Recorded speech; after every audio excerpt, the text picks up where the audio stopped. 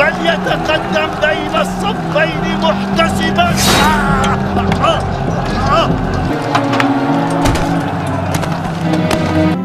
أيها الأمير، قتلنا عمار بن ياسر الذي يقول فيه رسول الله صلى الله عليه وسلم تقتله الفئة الباغية.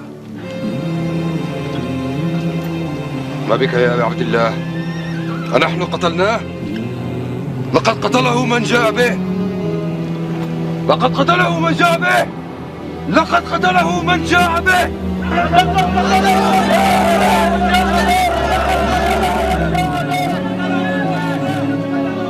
إن صح تأويل معاوية كان رسول الله صلى الله عليه وسلم هو قاتل حمزة، لأنه أخرجه معه لقتال المشركين يوم أحد. عمار بن یاسر رضی اللہ عنہ کو رسول اللہ صلی اللہ علیہ وسلم نے فرمایا تھا کہ تمہیں ایک باغی گروہ قتل کرے گا. یہ حدیث بالکل صحیح ہے، بخاری میں صحیح بخاری تقتل الفئۃ الباغیہ، اب متواتر حدیث ہے. سیدنا عمار رضی اللہ عنہ کو باغی گروہ قتل کرے گا.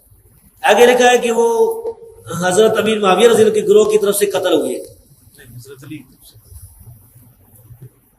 نہیں، حضرت امیر معاویہ کے گروہ کی طرح یہ غلط ہے. سیدنا علی رضی اللہ تعالیٰ عنہ کے فوج میں وہ موجود تھے، ان کے گروہ میں، ان کے لشکر میں موجود تھے، اور قتل کرنے والے جو تھے وہ سامنے والے شامی لشکر میں تھے. اور قتل کرنے والا جو تھا ابو الغادیہ تھا. ابو الغادیہ شامی امیر معاویہ رضی اللہ عنہ کے لشکر میں تھا ابو الغادیہ. تو ابو الغادیہ جو ہے، اچھا، تو اب یہ باغی والا جو ہے ہم فتویٰ نہیں لگاتے ہیں بھائی. اس مسئلے میں یہ ہے کہ صحابہ کرام دونوں طرف صحابہ کرام تھے، مسئلہ اجتہادی تھا. اجتہادی خطا کی وجہ سے جو ہے وہ یہ کہہ سکتے ہیں کہ بھائی سیدنا علی رضی اللہ تعالیٰ کا گروہ جو ہے وہ اقرب الی الحق ہے، وہ حق پر ہے. دوسرا جو گروہ ہے، اگر کوئی اس کو باغی کسی نے کہا بھی نا تو وہ خطا اجتہادی کے معنی میں، یعنی باغی جو ہے وہ کافر نہیں ہوتا ہے. مسلمان باغی مسلمان بھی ہو سکتا ہے. قرآن کی آیت ہے وَإِن طَائِفَتَانِ مِنَ الْمُؤْمِنِينَ اقْتَتَلُوا فَأَصْلِحُوا بَيْنَهُمَا. مومنوں کی دو جماعتیں. تو ہم پھر بھی سیدنا معاویہ رضی اللہ تعالیٰ عنہ یا ان کی جماعت کو باغی نہیں کہتے. لیکن یہ بات بالکل صحیح ہے کہ سیدنا عمار رضی اللہ تعالیٰ عنہ کو باغی جماعت قتل کرنے والی حدیث بالکل صحیح ہے. نبی کریم صلی اللہ علیہ وسلم کا فرمان گرامی سید ابو سعید خدری رضی اللہ تعالیٰ بیان کرتے ہیں. آپ نے فرمایا وَيْحَ عمار تقتل الفئۃ الباغیہ یدعوہم الی الجنہ ویدعونہ الی النار. عمار کی کیا بات ہے، ایک باغی گروہ ان کو شہید کر دے گا اور وہ اس باغی گروہ کو جنت کی طرف بلاتے ہوں گے، اور وہ باغی گروہ ان کو جہنم کی طرف بلائے گا. یہ نبی کریم صلی اللہ علیہ وسلم کا فرمان ہے، اور اس پر ہمارا ایمان ہے کہ یہ صحیح روایت ہے. صحیح بخاری میں 447 اور صحیح مسلم میں 2915 نمبر. السلام علیکم ورحمۃ اللہ. بات یہ جی کہ ایک ریکارڈنگ میری پہلے تھی امن پوری اسلامک سینٹر سے. بعد میں نے ایک خطبہ جمعہ کے اندر پر مجمع میں یہ بات کہی تھی کہ سیدنا عمار کے جو قاتل ہیں ابو الغادیہ ہیں، ٹھیک ہے، رضی اللہ تعالیٰ عنہ. تو اس پہ کیا مسئلہ ہے جی؟ ایک انسان اس کی تحقیق نہیں ہے، اس کو کوئی مسئلہ ہے، بعد میں اس کو ایک بات سمجھ آ گئی، پہ مانگے تو حل اللہ اعلان بات کر دی. کیا ہم غلطی نہیں کر سکتے؟ کیا ہم ایک بات سے رجوع نہیں کر سکتے حق کی طرف؟ یہی کہا نا کہ صحابی رسول نے ان کو شہید کیا تھا. تو اس میں کیا مسئلہ ہے جی؟ اور ہم حق بات معلوم ہونے کے بعد بے مانگے تو حل ایک بات کر. اصلاح کے لیے آپ کے پاس علم ہونا ضروری ہے. ہمارے لوگ جذبات کی بنیاد پر کسی کی اصلاح کی کوشش کرتے ہیں. وہ مولانا اسحاق صاحب رحمہ اللہ بڑی اچھی بات کرتے تھے کہ جسے بچپن سے یہ بتایا گیا کہ حضرت عمر نے فاطمہ کو شہید کیا، نعوذ باللہ، تو اس نے بڑے ہو کے حضرت عمر کو گالی ہی نکالنی ہے نا. اگر آپ واقعی حضرت عمر کے ساتھ مخلص ہیں اور چاہتے ہیں کہ لوگ ان کی توہین نہ کریں تو پہلے شیعہ کے سامنے یہ مقدمہ رکھیں کہ آپ کو ایک جھوٹی بات کا اسیر بنا کے یہ فرقہ واریت پھیلائی گئی ہے. میں نے اس کے اوپر ویڈیو بھی ریکارڈ کروائی ہے. انہیں یہ پورا مقدمہ سمجھائیں، انہیں علمی طور پر پہلے قائل کریں، اور اگر وہ علمی طور پر قائل ہونے کے لیے تیار نہیں ہے تو ٹھیک ہے، ان کو ان کے حال پہ چھوڑ دیں. قرآن نے ہمیں کہا ہے وَإِذَا خَاطَبَهُمُ الْجَاهِلُونَ قَالُوا سَلَامًا. اگر جاہل سے واسطہ پڑے اس کو اس کے حال پہ چھوڑ دیں. میرے پاس بھی اگر کوئی آتا ہے بریلوی، دیوبندی، اہل حدیث، شیعہ، کوئی بھی، میں اپنی رائے رکھتا ہوں اس کے سامنے قرآن و سنت کی روشنی میں. اگر وہ کہتا ہے یہ لکھا تو ہوا ہے لیکن میں نا لیکن جڑی ہے نا باہر جا کے پائی. لیکن کے بعد اگر قرآن حدیث ہے تو ضرور. اگلے دن ایک بھائی میرے پاس ایک بریلوی کو لے آئے, اور ظاہر میں تو بہت کم ہی اب پرسنل ملاقات کا تو ٹائم نہیں ہوتا. میں نے کہا چلو یار, اب اس نے آ کے کچھ باتیں کی سیدنا علی کے حوالے سے, تو میں نے اس کو ان باتوں کا جب جواب دیا تو اب وہ تو ایکسپیکٹ ہی نہیں کر رہا تھا کہ اتنی بڑا پھکا میرے اوپر کوئی پھینکے گا. وہ کہتا ہے جی وہ ابو داؤد میں حدیث ہے کہ سیدنا علی سے کسی نے پوچھا کہ یہ جنگ جمل صفین اور نہروان آپ نے جو لڑی ہے یہ آپ کا اپنا ذاتی اجتہاد ہے یا نبی علیہ السلام نے آپ سے فرمایا تھا کہ آپ نے یہ کام کرنا ہے؟ تو حضرت علی نے کہا یہ میرا ذاتی ڈیسیژن ہے. وہ کہتا ہے جی آپ تو یہ کہتے ہیں کہ حضرت علی نے رسول اللہ کی ڈیوٹی پوری کی. تو میں نے اسے کہا یار یہ دونوں باتیں کوئی ٹکراتی نہیں ہیں. نبی علیہ السلام نے کوئی بائی نیم تو مینشن نہیں کیا تھا, آپ نے جنرل کہا تھا. مسند احمد میں حدیث, المستدرک للحاکم میں حدیث کہ اللہ تعالیٰ نے مجھے قرآن کے ساتھ مبعوث کیا تو قرآن کی تنزیل کی خاطر مجھے کافروں کے خلاف تلوار اٹھانا پڑی, اور وہ بھی ایز اے لاسٹ ریزارٹ. حضور کی کبھی خواہش نہیں تھی کہ قریش کے خلاف جو آپ کا اپنا قبیلہ تھا تلوار اٹھاتے, لیکن تم میں ایک ایسا شخص بھی ہے, خوش نصیب شخص, جسے قرآن کی تفسیر کی خاطر تلوار اٹھانا پڑے گی مسلمانوں کے خلاف. اب یہ مسلمانوں کے خلاف جو ہے نا یہ بریکٹس میں, کیونکہ کافروں کے خلاف اگر رسول اللہ کے ساتھیوں میں کسی نے تلوار اٹھائی ہے تو وہ حضرت ابو بکر ہے. مسلمہ کذاب کے خلاف حضرت عمر ہے, رومنز اور پرشینز کے خلاف. اور اسی حدیث میں آتا ہے جب حضور نے کہا نا کہ قرآن کی تفسیر کی خاطر اٹھانی پڑے گی, تو حضرت ابوبکر نے کہا انا یا رسول اللہ. آپ نے فرمایا لا, حالانکہ رسول اللہ کے تقیہ کلام لا ہوتا ہی نہیں تھا, کیونکہ آپ کی زبان پہ نہیں کا لفظ نہیں آتا تھا. آپ سے کچھ مانگتا بھی تھا نا تو آپ لا نہیں کرتے تھے. اور بخاری میں حدیث ہے نا کہ حضور کے جسم اتھر کے اوپر ایک چادر تھی, ایک صحابی نے کہا یا رسول اللہ مجھے دے دیں. حضور اندر گئے, طے کر کے واپس لا. پیچھے سے صحابہ نے اس کو کہا یار حضور کے پاس تو چادر ہی ایک تھی, یہ اوپر اوڑھنے والی. تو اس نے کہا میں نے اپنے کفن کے لیے مانگی حضور سے, ٹھیک ہے. اور وہ بخاری کے الفاظ ہیں, اسے اسی کفن میں دفنایا گیا. پھر تو نبی علیہ السلام لا کرتے ہی نہیں تھے, آپ کی زبان پہ نہیں آتا ہی نہیں تھا. جود و سخا تھا آپ کی طبیعت میں, کسی نے کچھ بھی مانگا آپ نے دے دیا. آپ اپنی زبان پہ نہیں کا لفظ نہیں لاتے تھے. لیکن یہ ایسا موقع ہے, اور یہ مسلمان محدثین مفسرین علماء اکثر آپ کو یہ رسول اللہ کی خاصیت میں بتاتے ہوں گے کہ آپ نہیں لفظ نہیں بولتے تھے کبھی بھی. لیکن یہاں آپ نے فرمایا نہیں. حضرت عمر نے کہا انا یا رسول اللہ, فرمایا لا, بلکہ وہ شخص ہے جو میری جوتیاں گانٹ رہا ہے. حضرت علی حضور کی جوتیاں گانٹ رہے تھے, کیونکہ اس حدیث میں آتا ہے کہ اپنی بیوی کے گھر سے نکلے تو آپ کی ایک جوتی ٹوٹ گئی, تو حضور نے وہ جوتی حضرت علی کو گانٹنے کے لیے دی, اور تھوڑی دور جا کے حضرت علی سے الگ ہو کے صحابہ کو اکٹھا کیا انتظار میں کہ وہ جوتی گانٹ کے تو آئیں. تو اس سے آپ ذرا فرینکنس کا لیول دیکھیں, آپ اس لیول پہ کس کو اپنے ساتھ اٹیچ کرتے تھے؟ سیدنا علی کو. حضرت علی کی غیر موجودگی کا فائدہ اٹھا کے حضور نے یہ بات کی. آپ نے فرمایا لیکن وہ شخص ہے جو میری جوتیاں گانٹ رہا ہے, وہ قرآن کی تفسیر کی خاطر تلوار اٹھائے گا مسلمانوں کے خلاف. تو صحابہ کرام کہتے ہیں اسی وقت ہم حضرت علی کے پاس آئے انہیں خوشخبری سنانے کے لیے, تو ان کے چہرے کے ایکسپریشنز ایسے تھے کہ جس سے ہم نے جج کیا کہ حضرت علی کو یہ بات پہلے پتہ ہے کہ میں نے قرآن کی تفسیر کی خاطر لڑنا ہے. قرآن کی تفسیر کیا؟ سورہ الحجرات کی آیت نمبر 9 کہ جب مسلمانوں کا کوئی گروہ باغی ہو جائے تو اس کے خلاف قتال کرو, یہاں تک کہ وہ توبہ پر آمادہ ہو.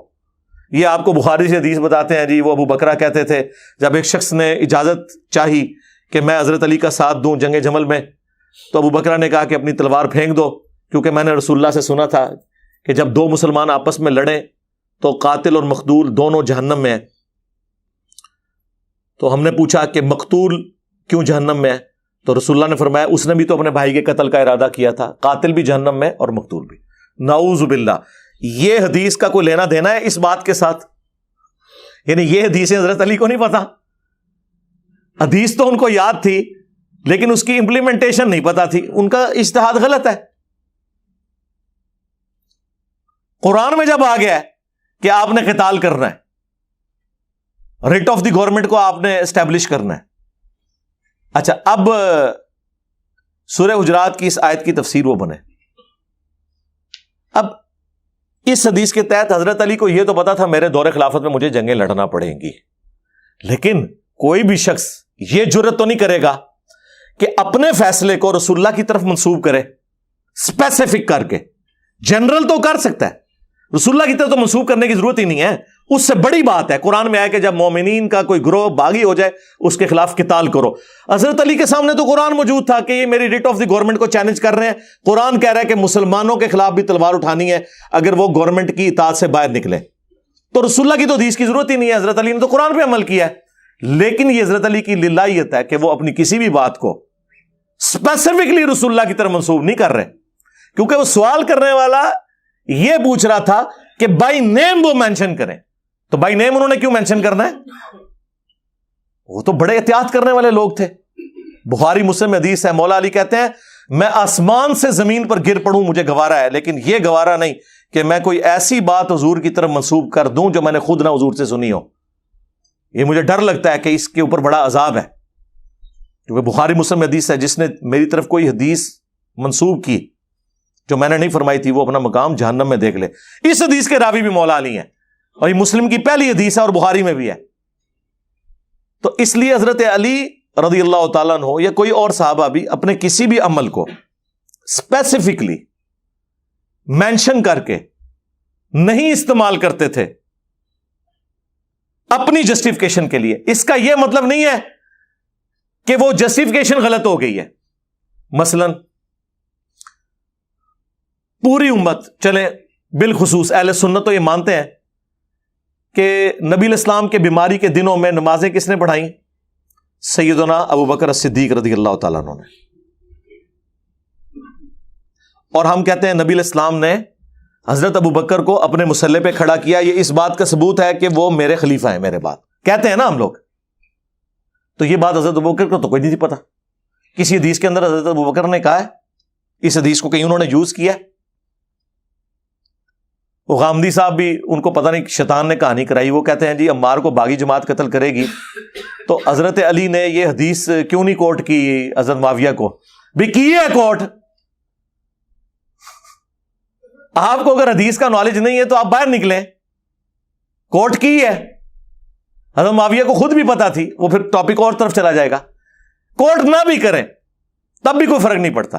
کیا حضرت ابو بکر نے کوٹ کی ہے کہ میں مصلی پہ کھڑا ہوں لہذا میں خلیفۃ الرسول ہوں؟ بخاری مسلم میں تو ملتا ہے سقیفہ بنی ساعدہ میں حضرت عمر کا ہاتھ پکڑا اور ابو عبیدہ کا ہاتھ پکڑا حضرت ابو بکر نے جو خطبہ دیا وہاں پہ، جب وہ سعد ابن عبادہ نے وہ انصار کو جمع کیا تھا، وہ خود خلیفہ بننا چاہتے تھے، اور کہا کہ یہ دو بندے ہیں جن سے نبی الاسلام راضی تھے، تم ان دونوں میں سے ایک اپنا خلیفہ چن لو، عمر اور ابو عبیدہ میں سے۔ اور اس پہ حضرت عمر کہتے ہیں کہ میرے تلوار سے 2 ٹکڑے کر دیے جائیں، مجھے یہ گوارا ہے، لیکن مجھے یہ گوارا نہیں تھا کہ کسی ایسی مجلس میں جس میں حضرت ابو بکر موجود ہوں لوگ میرے ہاتھ پہ بیعت کریں۔ تو حضرت عمر نے فوراً ان کا ہاتھ چھٹک دیا، انہوں نے کہا نہیں، آپ کو ہم خلیفہ چنیں گے۔ تو حضرت ابو بکر نے حضور کی حدیث کے خلاف کیوں عمل کیا؟ حضور نے تو مصلی پہ کھڑا کیا تھا، ان کو چاہیے تھا کہ لوگوں دیکھو میں مصلی پہ نمازیں پڑھاتا رہا ہوں، اس سے میں خلیفہ ثابت ہوتا ہوں، لہٰذا مجھے خلیفہ چن لو۔ یار وہ اللہ والے لوگ تھے، وہ کبھی بھی جب تک حضور بائی نیم کوئی چیز مینشن نہ کریں اس کو اپنے حق میں کبھی یوز نہیں کرتے تھے۔ آپ تو جو چیزیں نہیں ہیں وہ مس یوز کرتے ہیں، اور صحابہ کرام اتنے للہیت والے تھے کہ جو چیزیں مینشن ہوتی تھیں وہ بھی جب تک بائی نیم نہ ہو اپنے حق میں یوز نہیں کرتے تھے۔ مسلم شریف میں حدیث ہے، اما عائشہ سے کوئی پوچھتا ہے بتائیں اگر نبی علیہ السلام اپنا خلیفہ کسی کو بناتے تو کس سے بناتے؟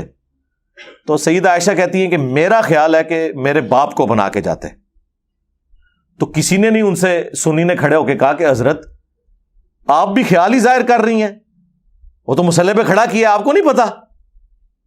حضرت عائشہ کو کیوں نہیں پتا؟ بخاری مسلم میں ہی ہے کہ جب مصلی پہ کھڑا کرنے کے لیے کہا تو حضرت عائشہ نے کہا یا رسول اللہ میرے باپ کو مصلی پہ کھڑا نہ کریں، وہ بڑے کمزور دل والے ہیں، جب آپ کے مصلی پہ کھڑے ہوں گے تو ان پہ رکت طاری ہو جائے گی کہ آج ایسا دن آیا کہ مجھے حضور کی جگہ نمازیں پڑھانی پڑ رہی ہیں، تو وہ یہ برداشت نہیں کر سکیں گے ہم، تو آپ کسی اور کی ڈیوٹی لگا دیں۔ تو ہم عائشہ کو تو پتا تھا کہ میرے باپ کو مصلی پہ کھڑا کیا۔ حضور اتنے ناراض ہوئے، آپ نے فرمایا تم یوسف والیاں ہو، میری بیوی ہو، تم یوسف والیاں ہو، جس طرح یوسف کو ان عورتوں نے تکلیف دی تھی تم مجھے تکلیف دے رہی ہو، ابو بکر کو نمازیں پڑھائے۔ اب اتنا جب ایمفسائز موجود تھا تو ہم عائشہ کہتی نا، ان کا نہیں، میرا خیال ہے حضرت ابو بکر کو بناتے، ان کا ابو بکر کے علاوہ اگر کسی کو بناتے۔ دوسرے نمبر پہ حضرت عمر کا ذکر کیا اور تیسرے نمبر پہ ابو عبیدہ کا۔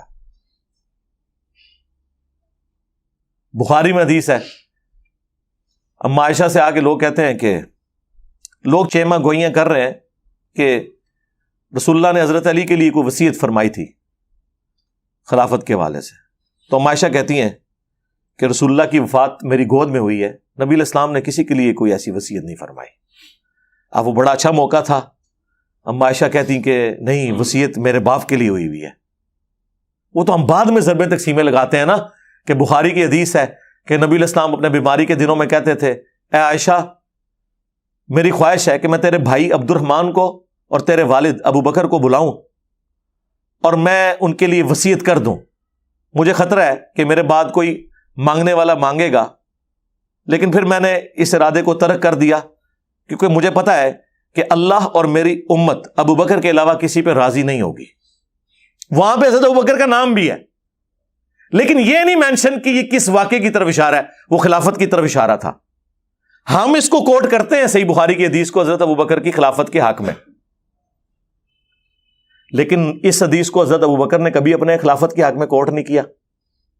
یہ پھکی میں دے رہا ہوں گامدی صاحب کو، ٹھیک ہے نا، کیونکہ ہمارے ساتھ جس کی ٹکر ہوگی نا علمی دلائل میں، پھر ہم اس کو ہر میدان میں اس کو شیشہ دکھائیں گے کہ تم لوگ جو ہے وہ، اب میں وہ یہ نہیں کہتا کہ منافقت کے اوپر کھڑے ہو، دو مختلف جگہ تمہارا کرائٹیریا مختلف ہوتا ہے۔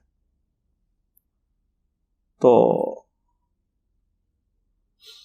اس حدیث کو نہ حضرت ابو بکر نے کبھی یوز کیا، نہ اما عائشہ نے کبھی یوز کیا کہ تو حضور ہم انہوں یاد آ گیا حضور کہنے ہوندے سن۔ حالانکہ میرا عقیدہ یہی ہے علا وجہ بصیرت، مولانا اسحاق صاحب بھی اسی عقیدے کو مانتے تھے کہ یہ خلافت کی وصیت کی طرف اشارہ تھا۔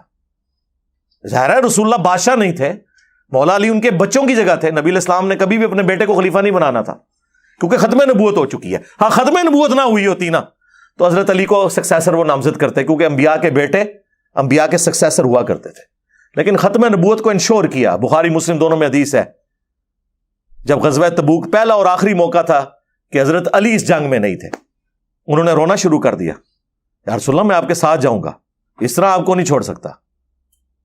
تو حضور نے ان کی دلجوئی کے لیے فرمایا کہ میں تمہیں عورتوں اور بچوں کے اوپر اپنا خلیفہ حکمران کے طور پر مدینہ شریف میں چھوڑ کے جا رہا ہوں، کیا تم اس بات پہ راضی نہیں ہو کہ تمہاری میرے ساتھ وہی نسبت ہے جو ہارون کی موسیٰ کے ساتھ، مگر میرے بعد کوئی نبی نہیں۔ ہائے ہائے ہائے، ہارون کے ساتھ موسیٰ والی نسبت، دونوں پیغمبر تھے، اور موسیٰ علیہ السلام کا حضرت ہارون سے بڑھ کر کوئی ساتھی نہیں تھا، اور نبی علیہ السلام نے اس لیول کا ساتھی حضرت علی کو کہا، بخاری مسلم دونوں میں، کیونکہ جب کوہ طور پر موسیٰ علیہ السلام گئے تھے اپنی جگہ حضرت علی کو۔ اس سے جو شیعہ نے رزلٹ نکالا نا خلافت والا، وہ بھی غلط ہے۔ اس کی وجہ یہ ہے کہ حضرت ہارون علیہ السلام حضرت موسیٰ علیہ السلام سے پہلے ہی فوت ہو گئے تھے۔ حضرت ہارون سکسیسر نہیں حضرت موسیٰ کے بنے، جوشع ابن نون بنے ہیں، کیونکہ حضرت موسیٰ تو زندہ تھے اور حضرت ہارون فوت ہو گئے، وہ بڑے بھائی تھے ان کے۔ دوسری طرف سنیوں کو بھی پھکی مل گئی کہ رسول اللہ کے سب سے قریبی، سب سے بڑے مددگار، یہ تو قرآن میں آیا نا کہ حضرت موسیٰ نے دعا مانگ کے ہارون کو لیا تھا۔ اس لیول کا رسول اللہ کا کوئی ساتھی تھا تو صرف ایک تھا، علی بن ابی طالب رضی اللہ تعالیٰ عنہ علیہ السلام، اور دوسرا فرمایا مگر میرے بعد کوئی نبی نہیں، یعنی ختم نبوت ہو گئی ہے۔ تو یہ حدیث واضح اشارہ ہے کہ اگر رسول اللہ کے بعد کوئی نبی ہوتا تو مولا علی ہوتے ہیں،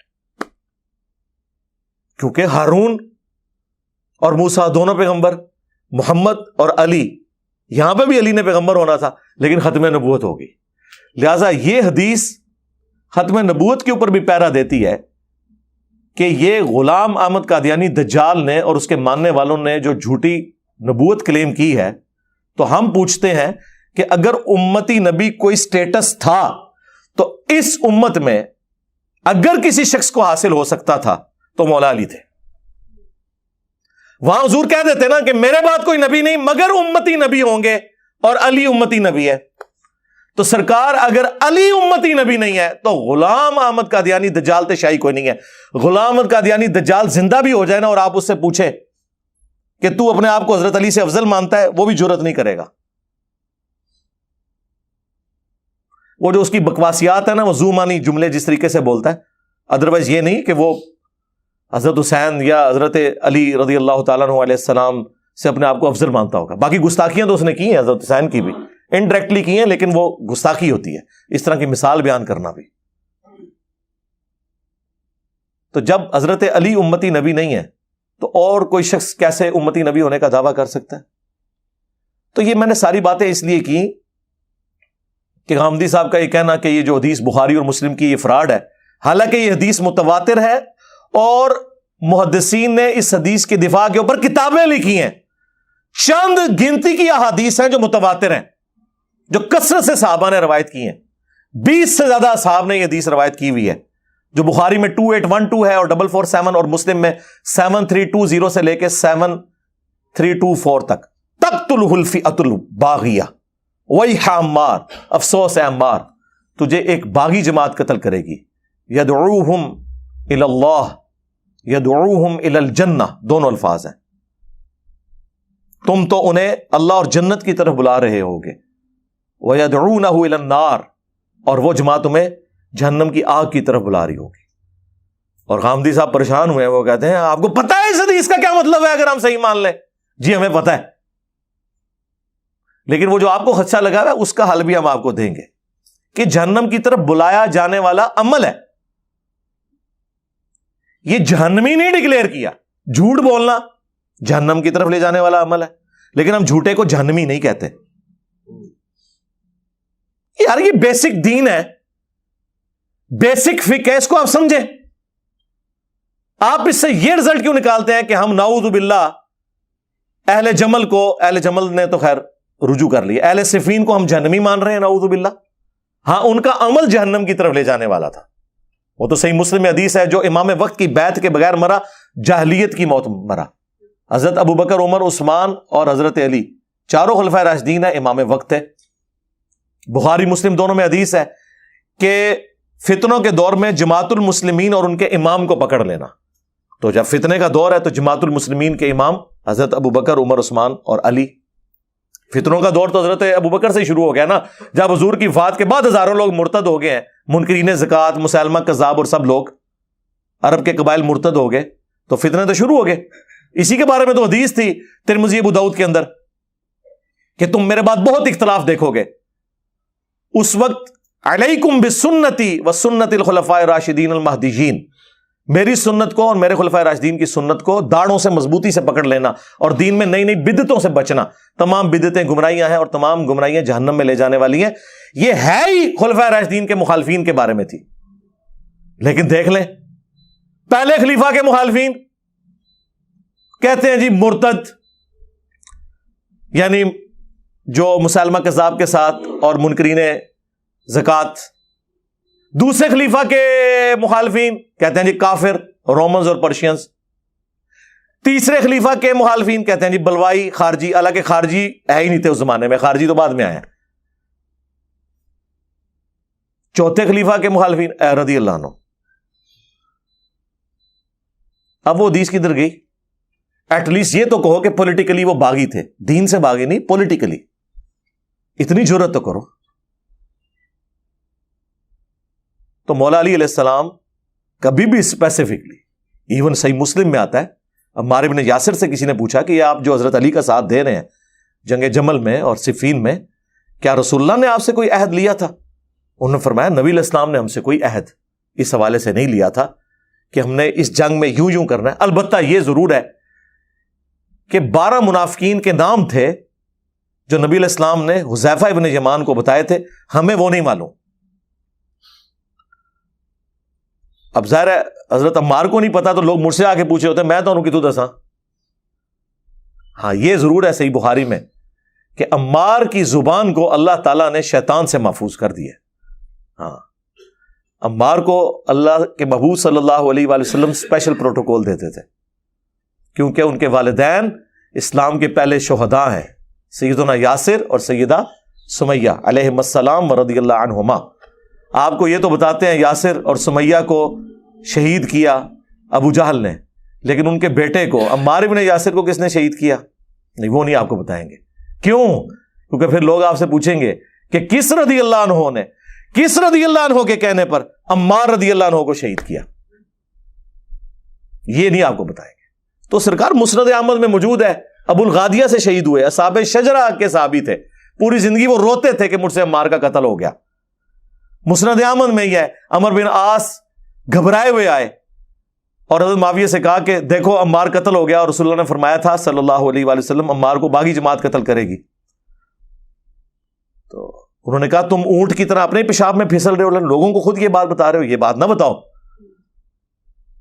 ہم نے قتل کیا ہے, اس کو تو علی اس کے ساتھیوں نے قتل کر دیا کہ لا کے ہمارے نیزوں کے آگے پھینک دیا. اندازہ کرو, ایتھو کان پھڑیا جا کے, کان بھی نہیں کوئی اور شاہی پڑی.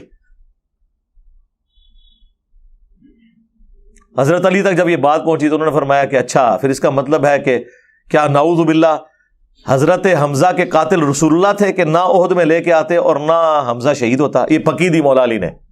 اور دیکھیں یہ فرضی بات کرنا بھی کوئی رسول اللہ کی توہین نہیں ہے.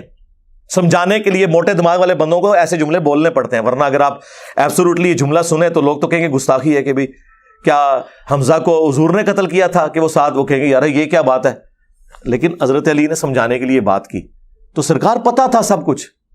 عبداللہ بن عمر بن عاص جو عمر بن عاص کے بیٹے ہیں, مسند احمد میں آتا ہے کہ عمار کا کٹا ہوا سر لا کے حضرت معاویہ کے سامنے رکھا گیا اور وہ حضرت معاویہ سے ڈیمانڈ کر رہے تھے اس کے اگینسٹ کہ آپ ہمیں دولت دیں کہ ہم نے یہ کارنامہ کیا ہے. آپ کہہ رہے ہیں معاویہ کو پتہ ہی نہیں چلا. تو عبداللہ بن عمر بن عاص وہاں کھڑے تھے, انہوں نے کہا بہتر ہے کہ اپنے ساتھی کے حق میں دستبردار ہو جاؤ. تم جو فخریہ کہہ رہے ہو نا میں نے مارا, دوسرا کہہ رہا ہے میں نے مارا, بہتر یہ ہے کہ ایک دوسرے پہ پھینک دو, کیونکہ میں نے رسول اللہ سے سنا تھا کہ عمار کا قاتل اور مال لوٹنے والا جہنم کی آگ میں ہے. ہاں یہاں پہ اسپیسیفکلی ہے بات کہ عمار کو قتل کرنے والا اور مال لوٹنے والا جہنم کی آگ میں. اس میں ہی محدث اعظم سعودیہ شیخ ناصر الدین البانی نے رد کیا ہے ابن حجر اسقلانی کا. انہوں نے کہا یہ بڑی مشکل تعویل ہے جو تم کر رہے ہو کہ ابو الغادیہ اصحاب شجرہ میں سے ہے اور اسے وہ فضیلت کفایت کر جائے گی مسلم شریف کی کہ جن لوگوں نے درخت کے نیچے مجھ سے بیعت کی انہیں جہنم کی آگ نہیں چھوئے گی. وہ جنرل فضیلت ہے. جب اسپیسیفکلی نبی علیہ السلام فرما رہے ہیں کہ عمار کا قاتل اور مال لوٹنے والا جہنم کی آگ میں ہے تو ابو الغادیہ کی ہم کوئی اس کی طرف سے دفاع نہیں کر سکتے. یہ محدث اعظم سعودیہ شیخ ناصر الدین البانی تو وہ رافضی تھے یا انجینئر صاحب کی وہ ویڈیوز دیکھتے تھے. اللہ کے بندوں میری ویڈیو ریکارڈنگ سے 10 سال پہلے وہ فوت ہو گئے ہیں 1999 میں, لیکن محدث تھے, انہیں پتا تھا. شیخ زبیر علیزئی رحمہ اللہ ان کی تو ویڈیو ریکارڈ میں نے کر لی تھی اس حدیث کے حوالے سے. عمار بن یاسر رضی اللہ عنہ کو رسول اللہ صلی اللہ علیہ وسلم نے فرمایا تھا کہ تمہیں ایک باغی گروہ قتل کرے گا. یہ حدیث بالکل صحیح ہے, بخاری میں صحیح بخاری. تقتل الفئۃ الباغیہ, متواتر حدیث ہے. سیدنا عمار رضی اللہ عنہ کو باغی گروہ قتل کرے گا. آگے لکھا ہے کہ وہ حضرت امیر معاویہ رضی اللہ کے گروہ کی طرف سے قتل ہوئے. حضرت علی نہیں, حضرت امیر معاویہ کے گروہ کی طرح, یہ غلط ہے. سیدنا علی رضی اللہ تعالیٰ عنہ کے فوج میں وہ موجود تھے, ان کے گروہ میں, ان کے لشکر میں موجود تھے, اور قتل کرنے والے جو تھے وہ سامنے والے شامی لشکر میں تھے, اور قتل کرنے والا جو تھا ابو الغادیہ تھا. ابو الغادیہ شامی امیر معاویہ رضی اللہ کے لشکر میں تھا ابو الغادیہ. تو ابو الغادیہ جو ہے, اچھا تو اب یہ باغی والا جو ہے ہم فتویٰ نہیں لگاتے ہیں بھائی. اس مسئلے میں یہ ہے کہ صحابہ کرام دونوں طرف صحابہ کرام تھے, مسئلہ اجتہادی تھا, اجتہادی خطا کی وجہ سے جو ہے وہ یہ کہہ سکتے ہیں کہ بھائی سیدنا علی رضی اللہ تعالیٰ کا گروہ جو ہے وہ اقرب الی الحق کے وہ حق پر ہے. دوسرا جو گروہ ہے اگر کوئی اس کو باغی کسی نے کہا بھی نا تو وہ خطا اجتہادی کے معنی میں، یعنی باغی جو ہے وہ کافر نہیں ہوتا ہے، مسلمان باغی مسلمان بھی ہو سکتا ہے. قرآن کی آیت ہے وَإِن طَائِفَتَانِ مِنَ الْمُؤْمِنِينَ اقْتَتَلُوا فَأَصْلِحُوا بَيْنَهُمَا. مومنوں کی دو جماعتیں، تو ہم پھر بھی سیدنا معاویہ رضی اللہ تعالیٰ عنہ یا ان کی جماعت کو باغی نہیں کہتے. لیکن یہ بات بالکل صحیح ہے کہ سیدنا عمار رضی اللہ تعالیٰ عنہ کو باغی جماعت قتل کرنے والی حدیث بالکل صحیح ہے.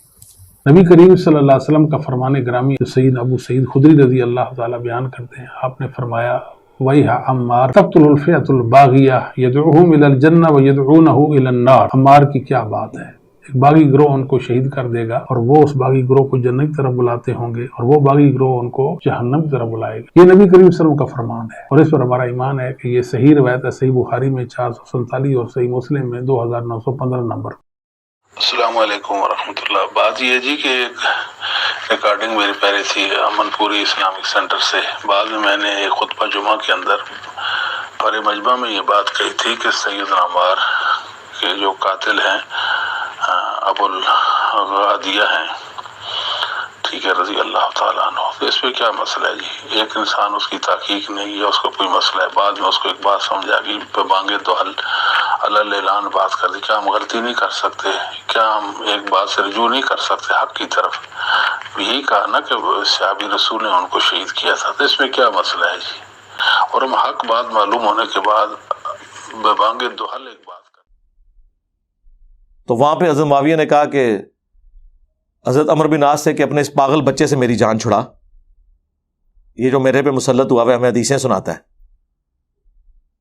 پھر حضرت معاویہ نے اسے بھی کہا عبداللہ بن عمر بن عاص کو کہ تو پھر ہماری جان چھوڑ کیوں نہیں دیتا، جا. انہوں نے کہا میں تمہارے ساتھ ضرور ہوں لیکن میں کبھی جنگ میں حضرت علی کے خلاف نہیں آیا، اور میں تمہارے ساتھ صرف اس لیے ہوں کہ میرا باپ تیرے ساتھ ہے تو میں اس کی خدمت کے لیے ساتھ اٹیچ ہوں. میں نے کبھی جنگ نہیں لڑی، اور یہ میں اس لیے ہوں کہ نبی علیہ السلام نے مجھے وصیت کی تھی کہ اپنے باپ کے ساتھ حسن سلوک کرنا، تو میں مجبوراً اپنے باپ کی وجہ سے یہاں ہوں، لیکن کام نہیں ڈال رہا میں، یعنی میدان جنگ میں ہے، جنگ نہیں لڑ رہے. اور اس سے بڑھ کے تو مسلم میں حدیث ہے 4776، یہی عبداللہ بن عمر بن عاص جو کہتے ہیں اپنے باپ کی وجہ سے میں ادھر ہوں، خانہ کعبے کے سائے میں بیٹھے ہوئے ہیں اور عبداللہ بن عمر بن عاص اطاعت امیر کے اوپر حدیث سنا رہے ہیں. ایک شخص وہاں انٹر ہوتا ہے عبد الرحمن بن عبد رب کعبہ، وہ کہتا ہے حضرت آپ ہمیں یہ حدیث سنا رہے ہیں کہ حکمرانوں کی اطاعت کرو، حکمرانوں کی اطاعت کرو، اور آپ کے چچا کا لڑکا معاویہ ابن ابی سفیان جو ہمارا حکمران ہے وہ تو ہمیں کہتا ہے ہم لوگوں کو ناحق قتل کریں اور حرام طریقے سے ان کا مال لوٹیں. اور سورہ نساء کی آیت نمبر 29 میں اللہ تعالیٰ فرماتا ہے کہ اپنوں کو مت قتل کرو، ایک دوسرے کا مال حرام طریقے سے مت ہڑپ کرو. اب ہم معاویہ کی بات مانیں یا اللہ کی بات مانیں؟ ہوئے ہوئے ہوئے، انہیں کو میری کو یوٹیوب تے ویڈیو دیکھ لی سی یار، تابعی ہے اور صحابی نے اسے ڈانٹا بھی نہیں ہے کہ تو قرآن کی آیتیں پیش کر رہا ہے صحابہ کے خلاف. خاموش ہو گئے. پھر سر اٹھا کے کہا کہ معاویہ کی اطاعت کرو ان کاموں میں جس میں اللہ اور اس کے رسول کے مطابق چلائے، اور جس میں وہ اللہ کی نافرمانی کرے تم اس کی نافرمانی کرو. یہ مسلمان کا ایٹیچیوڈ ہے. بخاری مسلم دونوں میں حدیث ہے، مولا علی اس حدیث کے راوی ہیں کہ ایک سفر کے اوپر نبی علیہ السلام نے ایک انصاری کو امیر بنایا اور اس کو اپنے ماتحت لوگوں کے اوپر غصہ آیا تو اس نے کہا آگ کا ایک الاؤ جلاؤ بہت بڑا، اور جب وہ جل گیا تو اس نے کہا میں تمہارا امیر ہوں، میری اطاعت رسول اللہ کی اطاعت اور رسول اللہ کی اطاعت اللہ کی اطاعت ہے، میری نافرمانی رسول اللہ کی نافرمانی اور رسول اللہ کی نافرمانی اللہ کی نافرمانی ہے، لہذا میں تمہیں حکم دیتا ہوں آگ میں چھلانگ مارو. انہوں نے کہا اسی آگ سے بچنے کے لیے تو ہم رسول اللہ پر ایمان لائے تھے، تو ہمیں دوبارہ اسی آگ میں پھینک رہا ہے، ہم تیری یہ بات نہیں مانیں گے. وہ صرف حنفی ہیں جو امام حنیفہ کی بات بغیر دلیل کے مان لیتے ہیں. میں ایڈ کر لیں، چاہے تیرا مرتبہ تیرے گھوڑے کے قدموں کی خاک بھی امام حنیفہ سے افضل ہے ہمارے نزدیک، لیکن تیری تقلید نہیں ہم کریں گے. سرکار اس زمانے میں تو یہ کہانیاں نہیں ہوتی تھی نا، اس وقت تو اللہ رسول کی بات ہوتی تھی عز و جل و صلی اللہ علیہ وآلہ وسلم. واپسی پہ جب جھگڑا حضور کی بارگاہ میں پیش ہوا تو نبی علیہ السلام نے فرمایا کہ اگر تم اس آگ میں کودتے تو سیدھا جہنم کی آگ میں جا کے نکلتے. مخلوق کی اطاعت صرف معروف میں ہے، منکر میں نہیں. اللہ کی نافرمانی میں مخلوق کی اطاعت نہیں ہے. یہاں پہ بزرگ بابوں اور علماء کی اندھی تقلید کے اوپر آپ کو لگایا ہوا ہے. سرکار اگر صحابہ کرام کا یہ سٹیٹس ہے تو تھوڑے بابے تو شاہی کوئی نہیں, ہمارے مقابلے پہ نہیں, صحابہ کرام کے مقابلے پہ.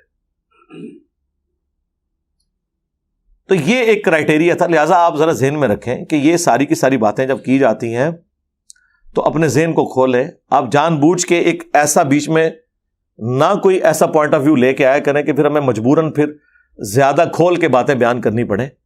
تو مجھے بڑا افسوس ہوا غامدی صاحب کے اس ایٹیچیوڈ کے اوپر, اور میں بڑا عرصہ اس حوالے سے خاموش رہا.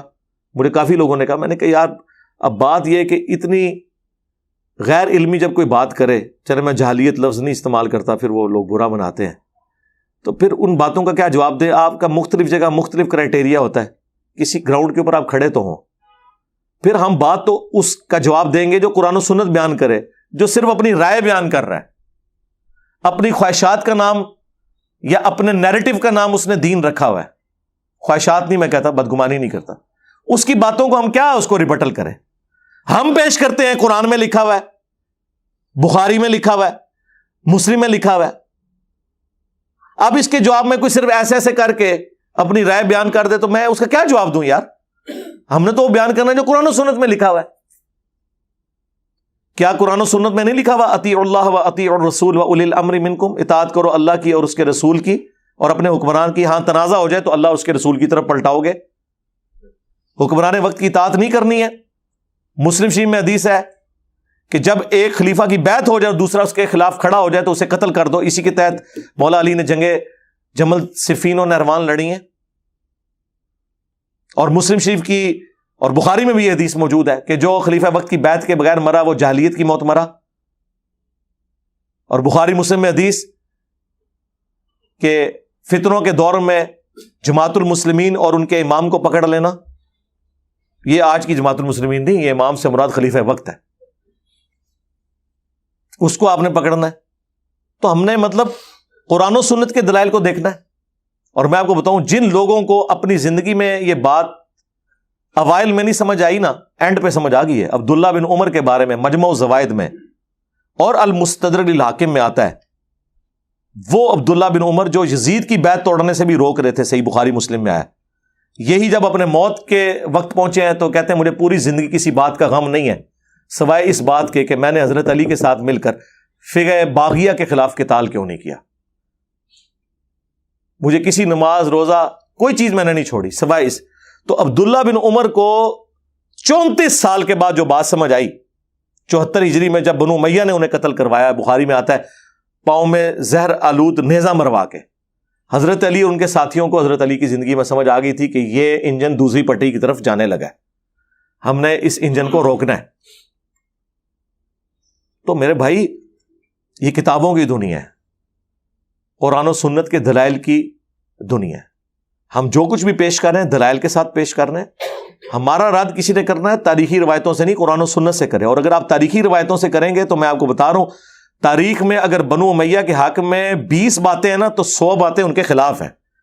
پھر اگر ہم تاریخ تبری میں آ گئے, تاریخ ابن کثیر میں آ گئے, تو جن لوگوں کا آپ دفاع کر رہے ہیں نا ان کی ثابت بھی ثابت نہیں ہوگی. دفاع تو چھوڑ دیں, ہم اس لیول پہ اترنا نہیں چاہتے. ہم کہتے ہیں ریجیکٹڈ. آپ ان باتوں پہ ہیں جو قرآن و سنت کے دلائل کی روشنی میں ثابت ہیں, ان کو آپ فالو کریں, قرآن و سنت کو فالو کریں. صلو علی محمد و آل محمد, اللہم صلی علی محمد و علی آل محمد و اصحاب محمد اجمعین الی یوم الدین.